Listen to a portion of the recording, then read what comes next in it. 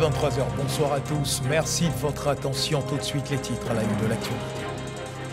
Le vice-président de la République, Thiemoko Meliette-Kone, a accordé une audience au directeur général de l'Agence française de développement, Rémi Rioux. L'état de la coopération entre l'AFD et la Côte d'Ivoire a été évoqué au cours de cette audience. Nous ferons le point de cette rencontre avec Viviane Aïma en ouverture de cette édition. Agenda chargé pour le Premier ministre Patrick Achi à San Pedro. Le chef du gouvernement a procédé au lancement d'un programme dénommé Farming Innovation, un programme censé accompagner les idées innovantes dans le domaine de l'agriculture. Puis il a présidé la cérémonie de pose de première pierre d'une usine de transformation de cacao d'une valeur de 73 milliards de francs CFA. Au Burkina Faso, le capitaine Ibrahim Traoré a été officiellement investi président de la transition. Face aux membres du Conseil constitutionnel, il a levé la main droite et a juré sur son honneur de préserver, de respecter, faire respecter et défendre la Constitution. Voilà pour l'essentiel. Mesdames, Messieurs, bonsoir et merci de nous suivre. En visite à Abidjan, le directeur général de l'Agence française de développement, Rémi Rioux, a été reçu en audience ce vendredi par le vice-président de la République, Thiemoko Meliette-Kone. À l'état de la coopération entre l'AFD et la Côte d'Ivoire a bien entendu été évoqué au cours de cette audience. Le compte-rendu avec Viviane Aïma. En visite de travail à Abidjan, le directeur général de l'Agence française de développement, l'AFD, Rémi Rioux, a eu un long entretien avec le vice-président de la République, Kone Thiemoko Meliette, qui l'a reçu à son cabinet ce vendredi 21 octobre. L'Agence française de développement, institution financière publique, qui a pour mission de combattre la pauvreté et favoriser le développement durable, apporte un appui financier appréciable au gouvernement ivoirien dans la réalisation de ses programmes de développement. Je suis venu également, bien sûr, prendre son avis sur notre coopération. J'étais avec monsieur l'ambassadeur, et notamment sur tout ce que l'AFD, au nom de la France, met en œuvre dans le pays. C'est 2000 milliards de francs CFA, qui ne sont pas des promesses, qui sont en cours d'exécution, à Abidjan bien sûr, mais aussi dans l'ensemble du pays.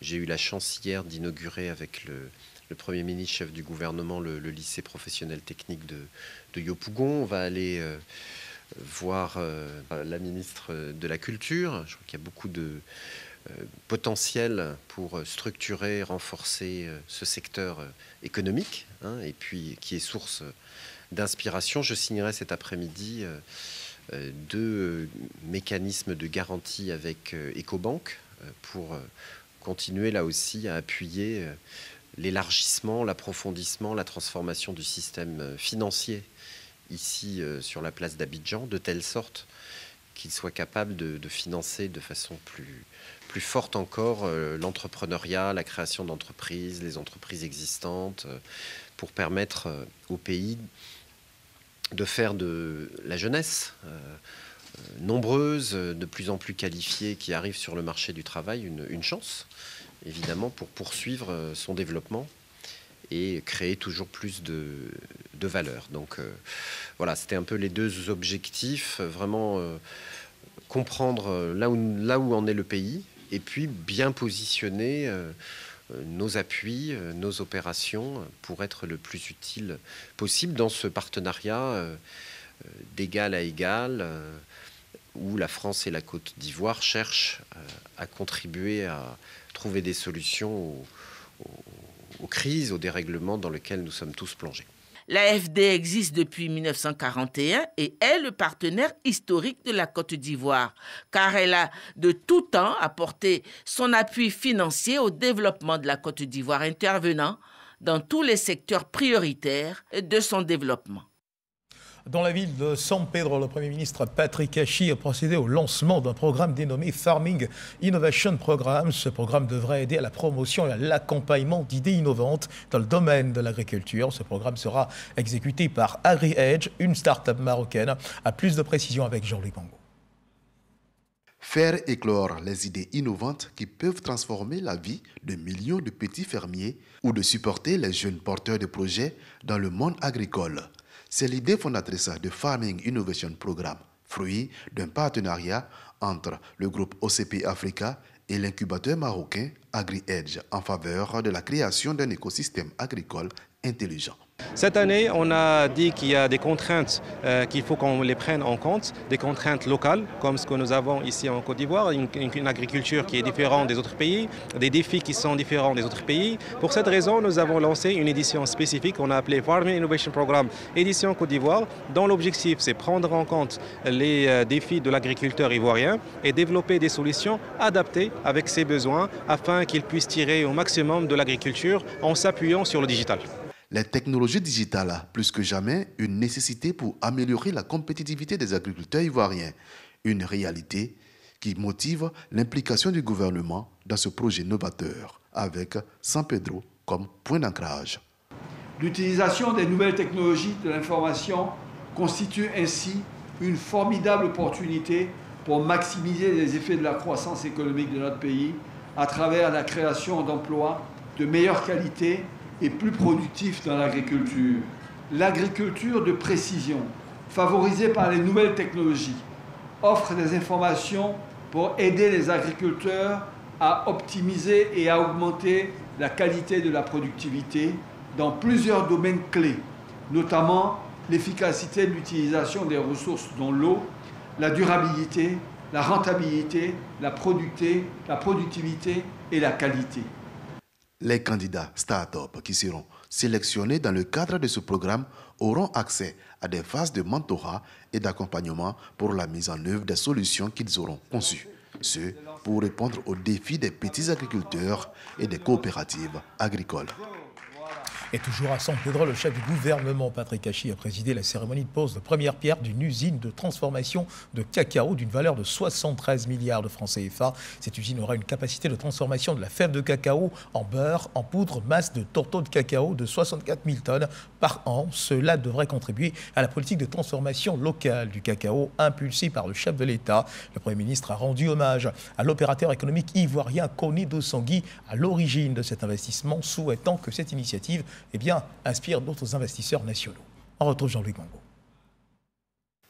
C'est sur les terres de Djirounié Payo, sur l'axe San Pedro-Meyagui, que le Premier ministre Patrick Hachi a posé la première pierre de Atlantic Cocoa Corporation, une unité de transformation de la fève de cacao en beurre, tourteau, poudre et masse de cacao. Un investissement signé Atlantic Group de l'homme d'affaires ivoirien Koné Dosangui.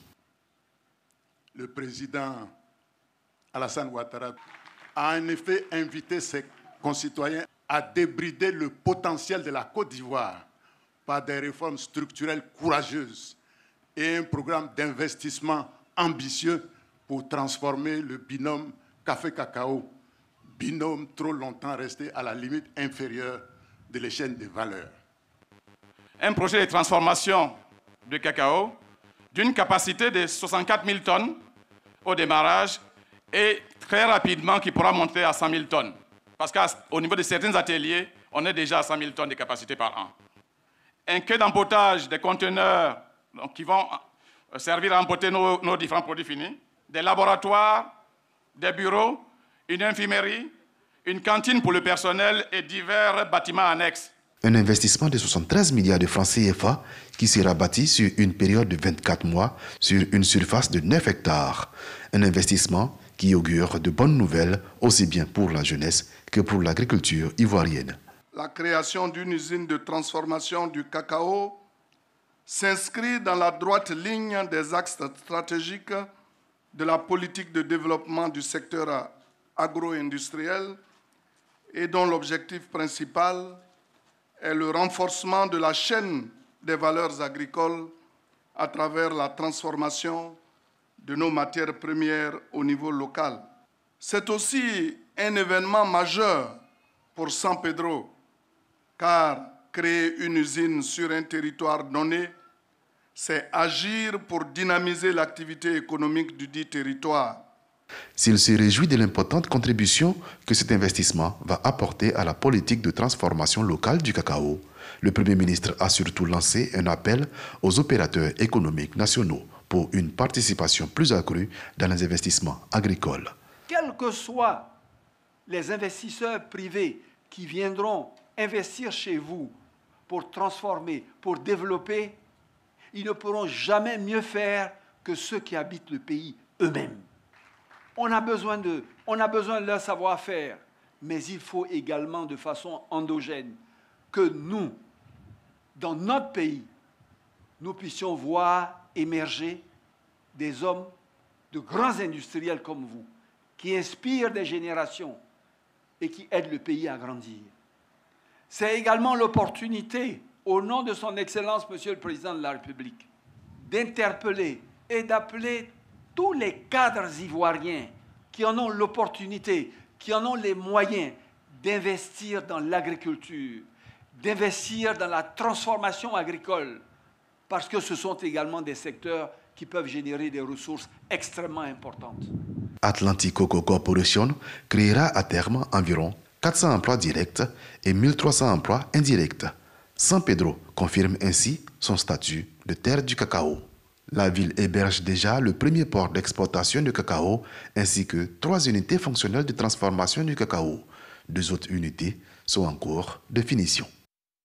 Ici, à Abidjan, le chef du gouvernement, Patrick Achi, a une séance de travail à la primature avec la Team Europe sur la stratégie cacao durable. On note l'engagement de la Team Europe à accompagner le gouvernement dans la mise en œuvre de sa stratégie pour un cacao de qualité durable.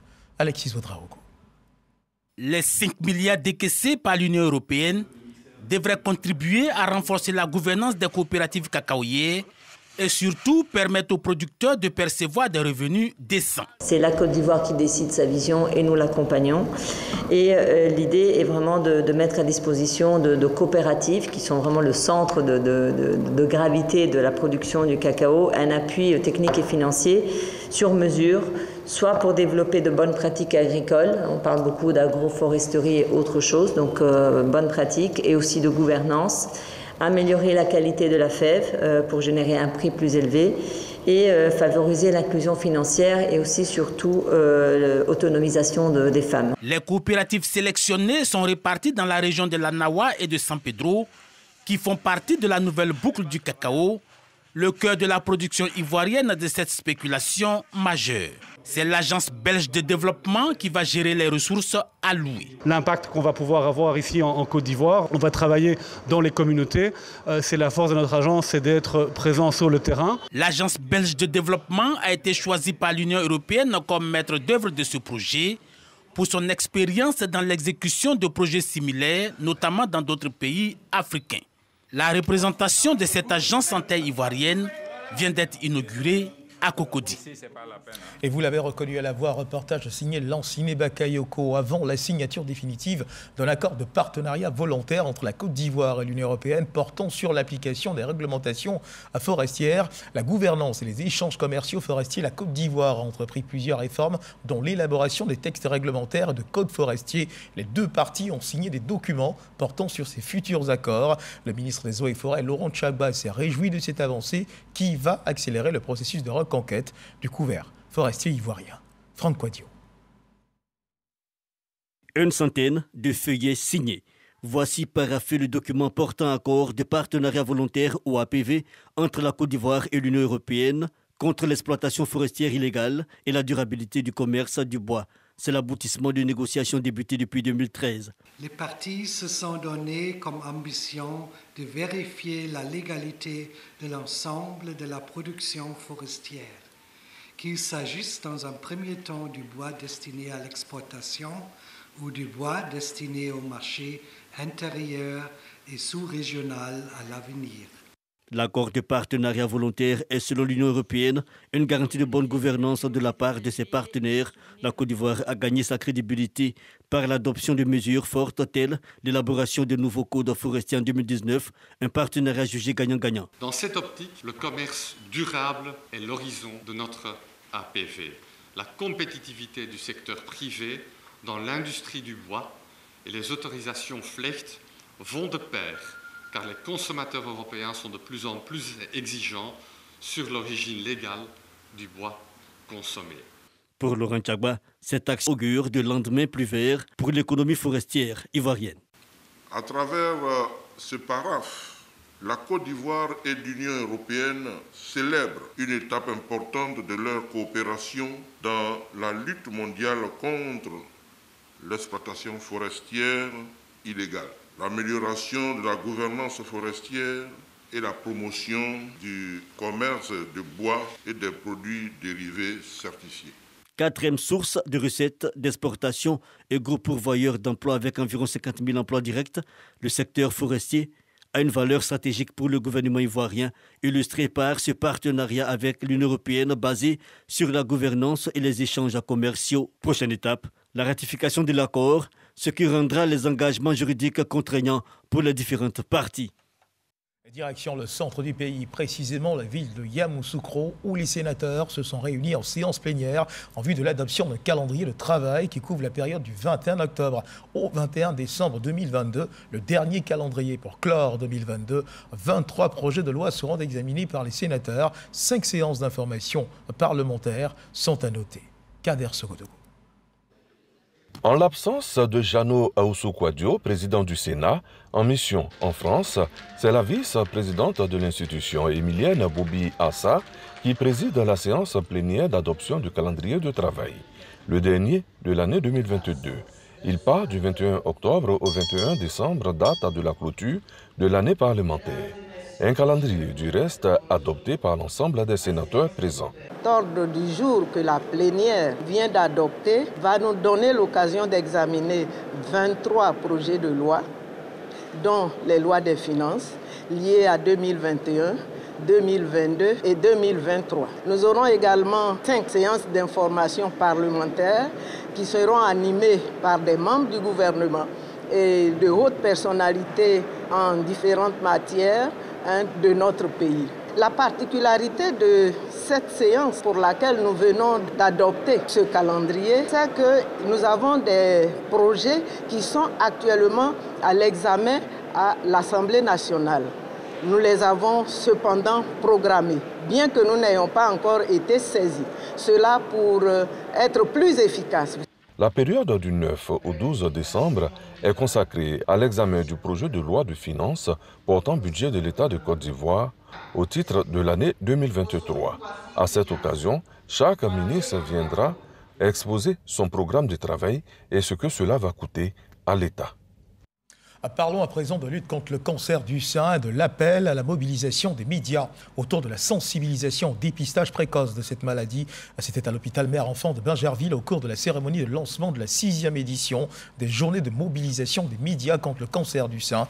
Initiée par la structure Ecomédia, ces journées bénéficient du soutien du ministre de la Santé, de l'Hygiène publique, de la couverture maladie universelle. À thème de cette 6e édition, diagnostiquer tôt pour guérir. Récit de Serge Pakomdidi et Didier Nguessan. Femmes et hommes des médias, tous mobilisés contre le cancer du sein. Pour cette 6e édition des journées de mobilisation des médias contre cette pathologie, il est question de diagnostiquer tôt pour guérir. Et c'est l'hôpital Mère-Enfant Dominique Ouattara de Bingerville qui met ses locaux au service de la noble cause. Nous participons au dépistage précoce du cancer du sein par notre mammographe. Au nombre des initiatives que nous prenons donc chaque année, il y a la prise en charge à titre gracieux de l'ensemble du personnel féminin, donc au-delà des 40 ans, de notre établissement. Nous avons également baissé le coût de la mammographie cette année. Le cancer du sein a une caractéristique particulière dans notre pays. Nous sommes à 74% de taux de détection tardive, c'est-à-dire qu'il y a un manque véritablement d'informations. Donc en Côte d'Ivoire, les femmes mourraient plus, non pas de la maladie, mais plutôt par ignorance. Donc qui mieux que le média pouvait passer cette information de sensibilisation auprès de ces populations-là. Ces journées visent également à mobiliser les professionnels des médias pour une sensibilisation permanente. D'où un partenariat avec les médias, dont la radio-diffusion-télévision ivoirienne, représentée par Abiba Dambélé, directrice des journaux de l'information de RTI 1. Cette lutte bénéficie également de l'appui des professionnels de la santé. Il présente ici les avantages du dépistage gratuit du cancer du sein. On peut guérir du cancer du sein. Le traitement du cancer du sein est en fonction du stade. Quand on découvre tôt, on en guérit. Quand on découvre un stade un peu localement avancé, on associe des traitements pour aboutir à la rémission. Mais quand on découvre tard, l'objectif, c'est d'améliorer la suivi, le confort. L'engagement médiatique trouve également un écho favorable auprès des ministères en charge, respectivement de la famille et de la santé. Monsieur le ministre Pierre Demba demande déjà à toutes les populations de fréquenter les établissements sanitaires. Cela va nous permettre, sans véritable coût, de faire un dépistage systématique pour tous ceux qui viennent consulter dans un établissement sanitaire. Monsieur le ministre de la Santé, pour réduire le problème d'accessibilité financière, demande à la population d'avoir les 4 CMU pour pouvoir rapidement faire des consultations à moins de coûts. Une chanson de sensibilisation, des campagnes de proximité et des dépistages gratuits meubleront ces journées de mobilisation des médias contre le cancer du sein. À suivre à présent l'évolution de la Covid-19 en Côte d'Ivoire.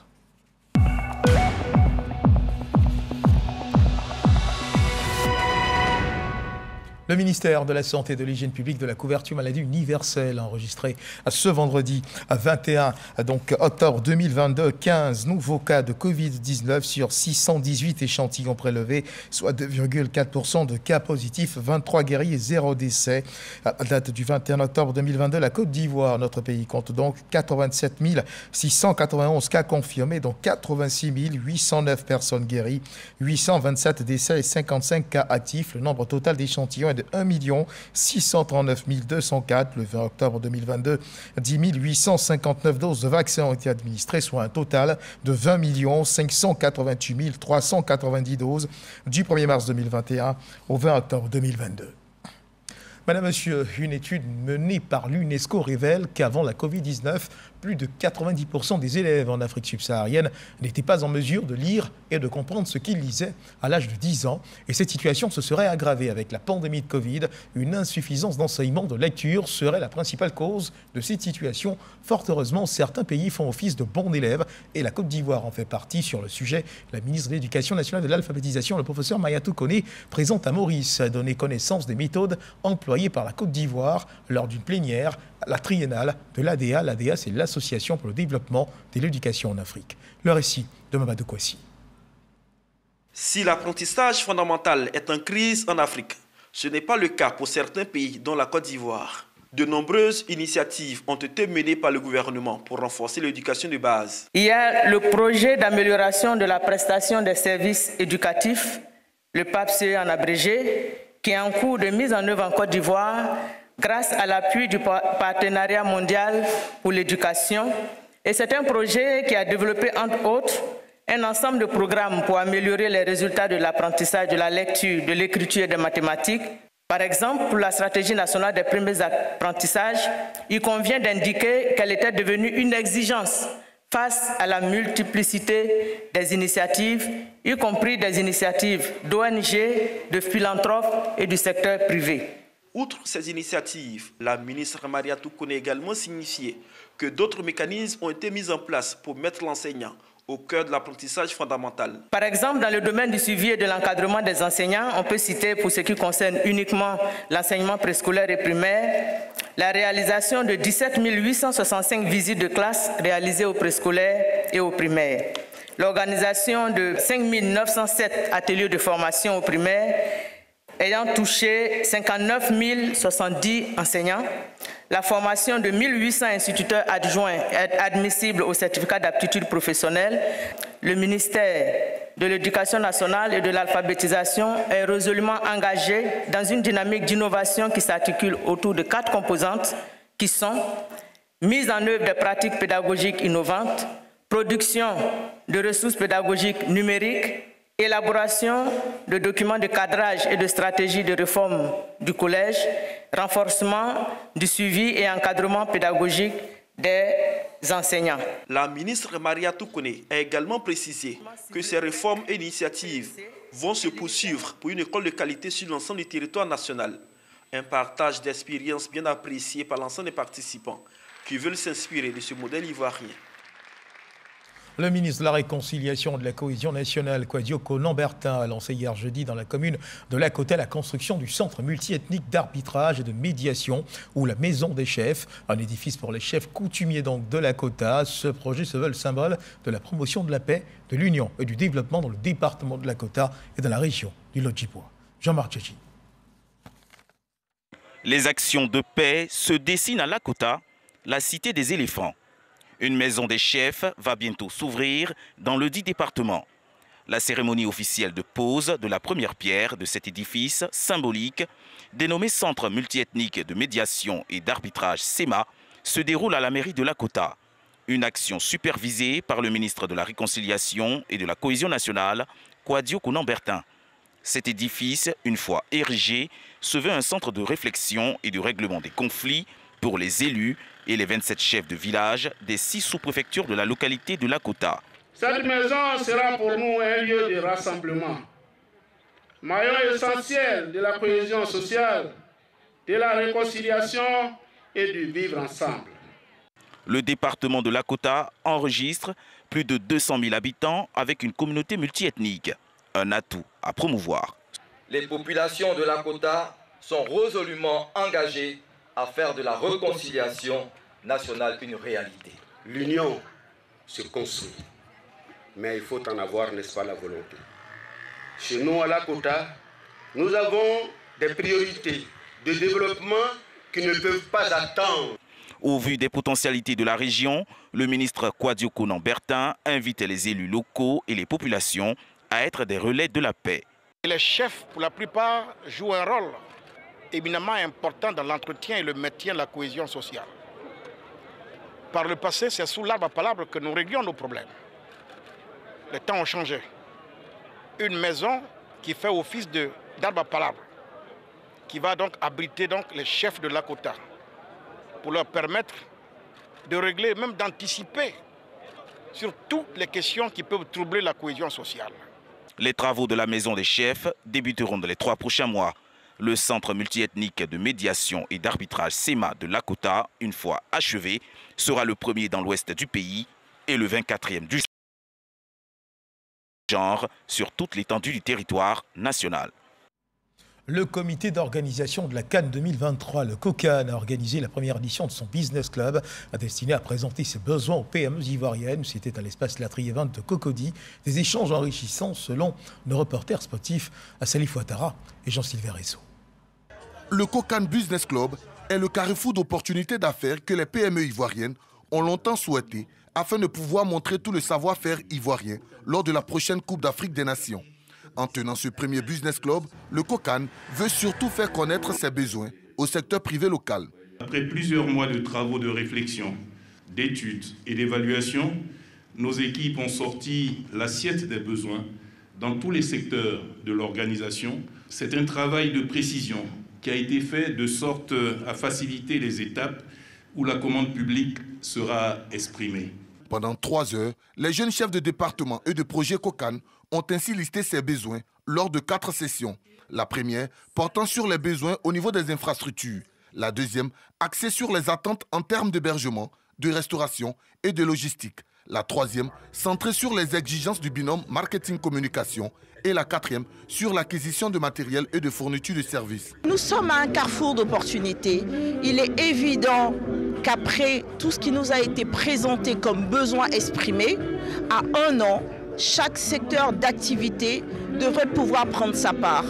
Nous sommes déjà prêts et nous mettrons tout en œuvre pour répondre aux différents besoins de l'organisation de la Cannes, bien entendu dans nos différents domaines de compétences. Cette première édition du COCAN Business Club a permis aux nombreux opérateurs économiques venus de tous les secteurs d'activité de mieux cerner les attentes de l'État ivoirien pour la Cannes 2023, baptisée la Cannes de l'hospitalité. Le Rassemblement des oufouettistes pour la démocratie et la paix, le RHDP, prépare les futures échéances électorales. Le directeur du parti s'est réuni afin de plancher sur les stratégies qui lui permettront de gagner ces élections futures locales. Éric Goré.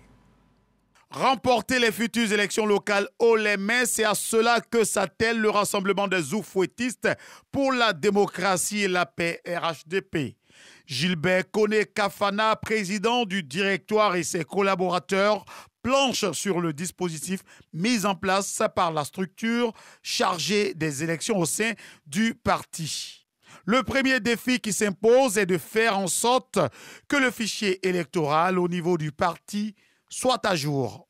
Ce processus part de la collecte des données des requérants, au traitement de ces données, à la production de la liste électorale provisoire, à la gestion du contentieux, aux corrections, à la consolidation des données, à la production de la liste électorale définitive pour aboutir à l'édition de la carte d'électeur. En plus de la révision de la liste électorale, le RHDP entend sensibiliser tous les Ivoiriens qui ne sont pas encore déclarés à l'état civil à le faire.